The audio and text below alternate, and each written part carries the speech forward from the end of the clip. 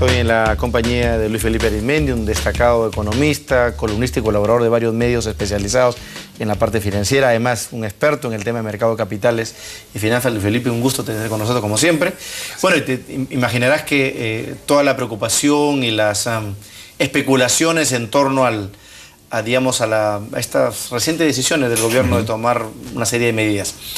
¿Cuál es tu principal balance de lo que se ha visto hasta el día de hoy? Y ¿qué habría que hacer para complementarlo, evidentemente? ¿Y qué expectativas hay de lo que debería hacerse más adelante? Porque yo no sé, cuál es tu expectativa ya de crecimiento para este año 2014. Creo que estás dentro de los realistas, ¿no es cierto? Pero ciertamente hay muchas cosas más en la agenda que están en el tintero, ¿no? Sí, indudablemente, las medidas que se están tomando son buenas, pero van a ser insuficientes. Y la razón principal es que siempre hay un rezago, hay un tiempo en el cual los agentes económicos observan la medida, la interiorizan, la consultan con los analistas, con sus propios, si son empresas, sus directorios, si son multinacionales, en fin, hacen todas las consultas, exacto, y luego toman las decisiones después de haber hecho un cálculo frío de los números. Es decir, los políticos tienen que saber que el empresariado, no solamente en el Perú, sino en cualquier lugar del mundo, no reacciona por el discurso político, ni reacciona por la promesa política, sino reacciona después de haber analizado los números y haber hecho sus cuentas y haber priorizado sus inversiones y haber determinado sus tiempos. Entonces, este rezago generalmente, y dependiendo del tipo de país, puede tomar entre unos 6 meses a unos, yo diría hasta 18 meses en ver la reacción. Esperemos que en el Perú esto sea mucho más rápido, porque el Perú, y esto lo he comentado varias veces contigo, es un país que necesita crecer cuando menos al 5% y tener un ratio de inversión bruta sobre PBI de cuando menos 25% para sostener un crecimiento permanente arriba de esta tasa. Pero ahora estamos cerca de cero. No, por eso. Es que lo que pasa es que estas medidas probablemente hubo necesidad de tomarlas unos 6 meses atrás. Hasta más, ¿no? Claro, entonces están llegando tardías y por lo tanto ya llegan cuando el gobierno comprueba que se le desaceleró la economía. Había muchos economistas que le decían al gobierno, ojo, ten cuidado, no te confíes, sigue priorizando la inversión privada y priorizando las asociaciones público-privadas, porque si se te enfría, la economía, después recalentar esto o echar a andar el motor nuevamente toma tiempo. Y esto es porque además hay este típico rezago que he mencionado anteriormente. ¿Por qué aquí, recurro al ex funcionario público, ¿por qué se rezagaron tanto? ¿Crees tú? Muchos me han dicho acá, Ismael Benavides, Alejandro Necochea, pensamos que el gobierno se confió. Se confiaron en el famoso piloto automático. Como hay la experiencia reciente, el quinquenio pasado, de que pese a que habían algunos problemas sociales, políticos, la economía seguía creciendo. El piloto andaba a una buena velocidad, no fue necesario, salvo el ajuste con la entrada de Valdivieso. ¿Recuerdas que entró nuevamente Carranza? Que, hubo que hacer un esfuerzo anticíclico, no hubo ningún problema. Ahora da la impresión de que se otorgaba absolutamente todo la causa de esta situación al entorno internacional, pero muchos le decíamos, oye, gobierno, ojo, que acá hay problemas internos gravísimos. Sí. ¿Qué pasó acá? ¿Se confiaron? Sí, yo creo que ha habido un exceso de confianza y han habido algunos proyectos muy importantes que fueron paralizados y han tenido su impacto. El más emblemático es Conca. Ojo que en algunos gobiernos esto ha pasado. Por ejemplo, en el gobierno de Fujimori se confiaron con el tema de Camisea. Acuérdate que lo tenían en inicio Shell con Mobil Oil, dos compañías, dos gigantes, y por vanidad o por lo que fuera, no lo desarrollaron, no supieron negociar con Shell Mobil. Shell Mobil se retiró el consorcio y ese proyecto se quedó en el aire, y una de las principales inversiones que hubiera sostenido una tasa mejor de crecimiento entre los años 97, 98, 99 desapareció. Incluso fenómeno del Niño y crisis asiática incluida. Pero por supuesto. Entonces, todos estos elementos hacen que un gobierno nunca deba confiarse. Y además hay otro criterio que a veces, lo conversaba esto con un experto en materia de seguros, sobre temas económicos, que es el famoso tema del recalentamiento de la economía. Acá hay a veces algunos economistas que se precipitan en decir esto está recalentado, hay que bajar. No.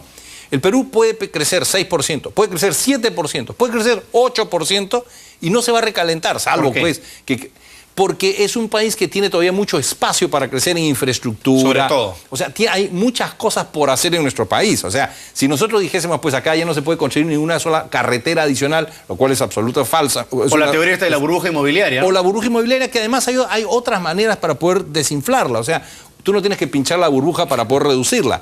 Basta, por ejemplo, que con medidas, sea Banco Central o en combinación con Superintendencia, eleves, por ejemplo, la cuota inicial en ciertos tipos de vivienda donde tú consideras que ya ha llegado a un nivel muy alto. Como el segmento A, B, digamos, exacto. ¿no? Que lo que entonces desincentivas un poquito por ahí el crédito, haces algunas cositas, lo sigues incentivando en los segmentos D, E, en donde la brecha incluso, es inmensa. donde por supuesto, o sea, la mayoría de los peruanos en ese segmento viven en condiciones muy precarias.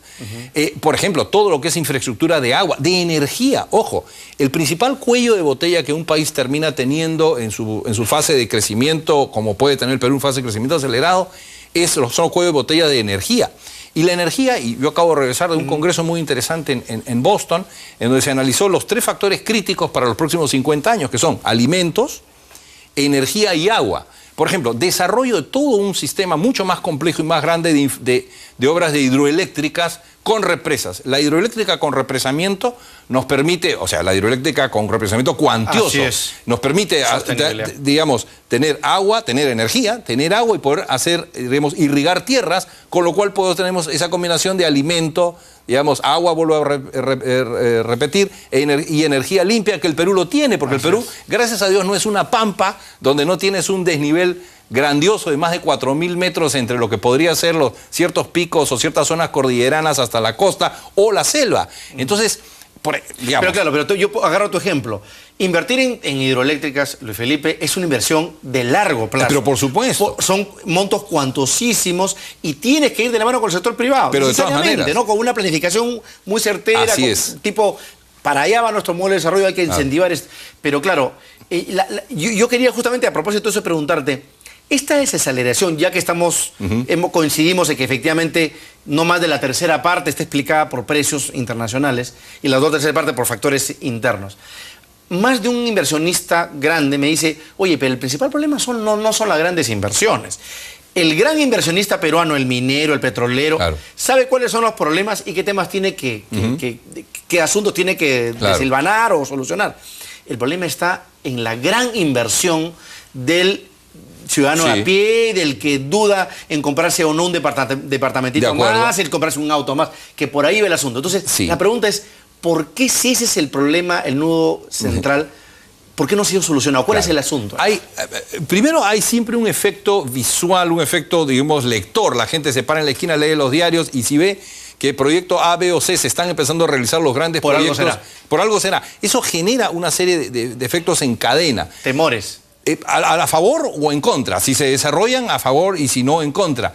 Y lo otro es que digamos, estas decisiones pequeñas, estas decisiones microeconómicas, que se empiezan a parar o a detener un poco después de las otras. O sea, vamos a poner un caso. Yo conozco gente que invirtió comprándose un terrenito y construyendo un edificio y un restaurante, por ejemplo, cerca de Cajamarca o en Cajamarca, para poder atender a gente que iba a estar vinculada al proyecto Conga. Claro, ese gastó su platita, se cae el proyecto y claro, él ya construyó su hotelito, tiene 20 habitaciones y tiene pues 4 tomadas, 5 tomadas todos los días y no más que eso, y su restaurante factura 20 o 30% de lo que pensaba facturar.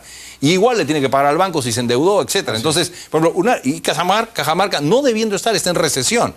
O tenemos ya casos obvios de corrupción como el gobierno regional de Ancash, ¿no es cierto?, que tiene paralizada buena parte de la inversión porque quien se mete a invertir en Ancash es que eventualmente tiene que negociar con el gobierno regional. Entonces, si bien esos son casos, digamos, excepcionales, que por lo menos esperamos que sean excepcionales, son departamentos sumamente importantes. O sea, Ancash, Cajamarca, uno que está bastante bien, por ejemplo, es Arequipa, que ha seguido fomentando la inversión. Y fíjate tú, cuando Arequipa Arequipa y Moquegua, cuando estuvieron un poco crispados hace 10 o 12 o 15 años atrás, más bien estaban en recesión. Entonces, el ambiente de negocio es favorable, el diálogo entre las autoridades con el sector privado, la confianza mutua, saber que estás en un ambiente donde la corrupción sea la excepción y no la regla, ¿no es cierto? Son elementos que condicen mucho el poder invertir. Y en el caso más pequeño, Por ejemplo, hay que hacer toda una reforma profunda en el Perú con el tema municipal. Los gobiernos regionales y municipales tienen que cambiar en su actitud, porque muchos de esos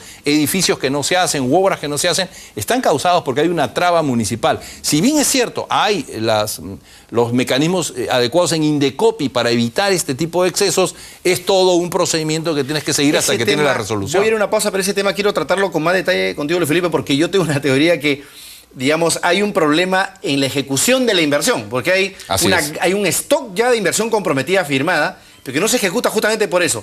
Pero para resumir tu intervención, me parece clave, es como que el pequeño y el mediano se contagian del grande. Es decir, la gente corre cuando ve que el tren está andando.